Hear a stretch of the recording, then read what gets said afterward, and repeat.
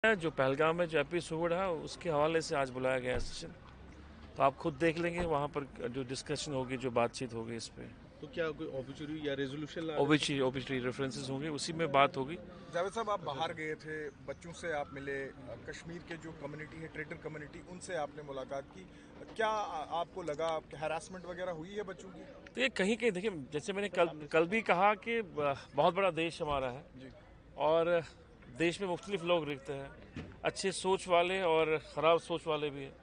जहाँ पॉजिटिविटी है, मुझे लगता है कि सरकार ने अच्छा काम किया है। जहाँ पर भी हम गए, ऑनरेबल सीएम साहब से मिले, मैं, सकीना जी की, डिप्टी सीएम साहब चले गए, सतीश शर्मा साहब चले गए, जहाँ भी चले गए हमें पॉजिटिव रिस्पांस मिला और हमें आश्वासन दिया गया कि कश्मीरी समाज जहाँ पर भी हो, चाहे बच्चे हो, चाहे स्टूडेंट्स हो, चाहे ट्रेडर्स कम्युनिटी के जो लोग हमारे वहाँ बिजनेस करते हैं, उनको कोई तकलीफ नहीं, उनकी सुरक्षा के पक्के इंतजाम किए जाएंगे। पर मुझे लगता है कहीं कहीं जहाँ मैं गया था वहाँ वातावरण ठीक है, वहाँ लोग खुश हैं, एडमिनिस्ट्रेशन से खुश थे और वो पिछले 30 साल से उनके साथ काम कर रहे हैं। Thank you. Thank you.